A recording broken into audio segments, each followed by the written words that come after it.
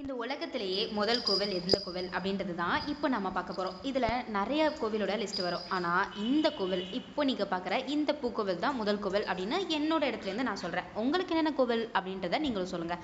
மறக்காமல் இந்த வீடியோவை முழுசாக பாருங்கள். இந்த கோவில் எந்த கோவில் அப்படின்னு பார்த்தீங்கன்னா திருவாரூரில் உள்ள தியாகராஜர் கோவில். இந்த கோவில் தான் உலகம் தோன்றினத்திற்கு முன்னாடியே தோன்றின கோவில் அப்படின்னு சொல்லுவாங்க. ஏன் அப்படின்னா அதை சுந்தரர் தான் சொல்லியிருப்பாரு. இந்த கோவிலில் உள்ள ஈசன் என்னைக்கு வந்தாரு அப்படின்றது ஈசனை தாண்டி வேற யாருக்குமே தெரியாது. அந்த அளவுக்கு பழமையான ஈசன் இங்க உள்ள ஈசன் அப்படின்னு சுந்தரரால தேவார பதிகமும் பாடப்பெற்றிருக்கு.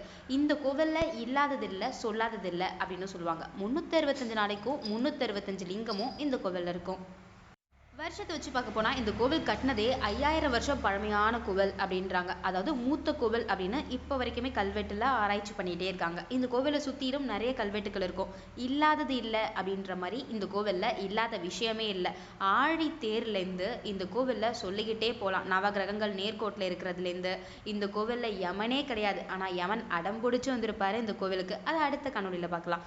இந்த கோவிலில் நிறைய விஷயங்கள் இருக்கும். முக்கியமான விஷயங்கள் அந்த 365 நாளைக்கும் 365 லிங்கங்கள். இங்க எங்க திரும்பினாலும் நீங்க லிங்கத்தை பார்க்கலாம். தனித்தனியா எல்லா பூலோகங்கள்ல உள்ள லிங்கத்தையும் சேர்த்து வச்ச மாதிரி வருஷத்துக்கான எல்லா லிங்கமும் இந்த கோவில் இருக்கும். பிரம்மாண்டமான 4 வீதிகளையும் 4 ராஜ கோபுரங்களையும் 7 நிலை கோபுரங்களையும் கொண்டுள்ளது தான் இந்த கோவில். ஒட்டு மொத்தமாக பார்க்க போனால் இது பெரிய கோவில் அப்படின்னே சொல்லுவாங்க. ஏன் அப்படின்னா இது ரொம்ப பெரிய கோவில். எங்கள் உள்ள தியாகராஜர் ரொம்ப அழகானவர், அன்பானவர். ஏன் அப்படின்னா இவரோட முகத்தை மட்டும்தான் நம்மளால் பார்க்க முடியும், காலை பார்க்கவே முடியாது. அழகானவர் சொல்லிட்டோம், அன்பானவர் சொல்லிட்டோம். இதுக்கெல்லாம் அர்த்தங்கள் என்னென்ன அப்படின்னு சொல்லணும்ல. நீலத்தம்பாள் மேலே அதிக காதலோடு இருப்பார் இங்கே உள்ள மூலவர். அவங்க தான் இங்கே உள்ள அம்பாள் அப்படின்னு சொல்லுவாங்க. இந்த கோவிலை பொறுத்த வரைக்கும் காதல் தான் இப்போ வரைக்கும் ஆடிட்டு இருக்கு. என்ன அப்படின்னு கேட்டால் இங்கே கமலாம்பிகை அப்படின்னு இன்னொருத்தவங்க இருப்பாங்க. அவங்கள கமலாம்பாள் அப்படின்னு சொல்லுவாங்க. அவங்க சிவபெருமானை இப்போ வரைக்குமே காதலிச்சுக்கிட்டு அடம் பிடிச்சிக்கிட்டே இருக்காங்க. அதுதான் இந்த கோவிலோட பெருமைக்குரிய விஷயம் அப்படின்னு சொல்லுவாங்க.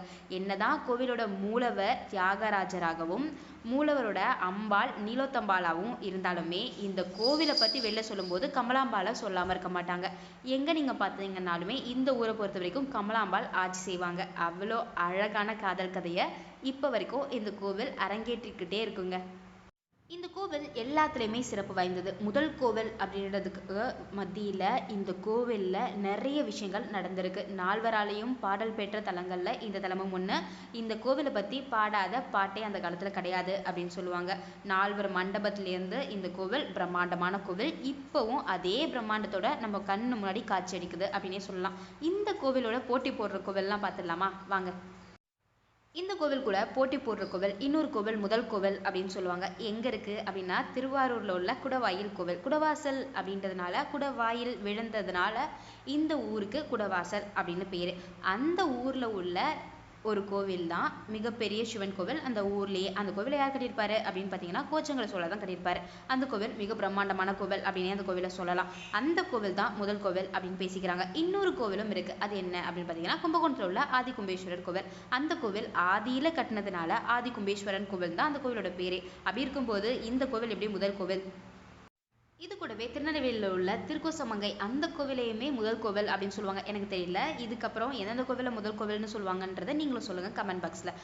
இந்த கோவில்கள் எல்லாம் முதல் கோவிலாக இருக்கும்போது திருவாரூரை ஏன் முதல் கோவில் அப்படின்னு நம்ம சொல்லணும் அப்படின்னு பார்த்தீங்கன்னா இது சுந்தரலால் சொல்லப்பட்டிருக்க ஒரு கோவில் முதல் கோவில் அப்படின்னு. என்று வந்தார்னு ஈசனுக்கு மட்டும்தான் தெரியும். அப்படியாப்பட்ட கோவில் தான் இந்த கோவில். அப்படி இருக்கும்போது இந்த கோவில் என்னை பொறுத்த வரைக்கும் முதல் கோவில். அது கூடவே இந்த கோவிலில் இல்லாததில்லை சொல்லாததில்லை. திருவாரூர் அப்படின்றதுனால மட்டும் இல்லாமல் திருவாரூரில் பிறந்தாலே மோட்சம் அப்படின்றது மட்டும் இல்லாமல் இந்த ஊருக்கு நிறைய பழங்கால பேர்களும் பழங்கால புராணங்களும் உண்டு. எங்கள் உள்ள ஈசன் ரொம்ப அழகாக காட்சி தந்திருப்பார். இந்த கோவில் எங்கே இருக்குது அப்படின்னு பார்த்தீங்கன்னா திருவாரூர் அப்படின்ற ஊரில் இருக்குது. திருவாரூரில் ஈபியில் இறங்கி நீங்கள் கொஞ்சம் தூரத்தில் நடந்தே போயிடலாம். இந்த கோவிலுக்கு இன்னொரு வரலாறு சொல்லப்படுறாங்க. என்ன அப்படின்றத பார்ப்போமா. இந்த கோவில் அந்த காலத்துல இருந்த மனுநீதி சோழர் அவரோட காலத்திலேருந்தே இந்த கோவில் இருக்கு அப்படின்னு சொல்றாங்க. 2ஆம் நூற்றாண்டுல எழுதப்பட்ட சிலப்பதிகாரத்திலையும் மனுநீதி சோழரை பத்தி சொல்லியிருப்பாங்க.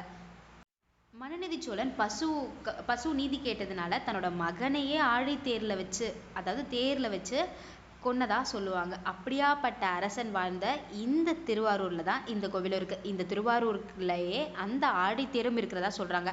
அந்த தேரு இப்ப கல் தேரா இருக்கிறதாவும் சொல்றாங்க. அந்த தேரும் இந்த கோவிலை சுத்தி தான் இருக்கும். ரொம்பவுமே அழகா இருக்கும். வெளியில இருந்து தான் பார்க்க முடியும். உள்ளார அலவுட் கிடையாது. இந்த கோவிலுக்குள்ளாரையே அருங்காட்சியகமும் இருக்கு. இங்க கண்டுபிடிக்கப்பட்ட நிறைய விஷயங்களும் இருக்கு.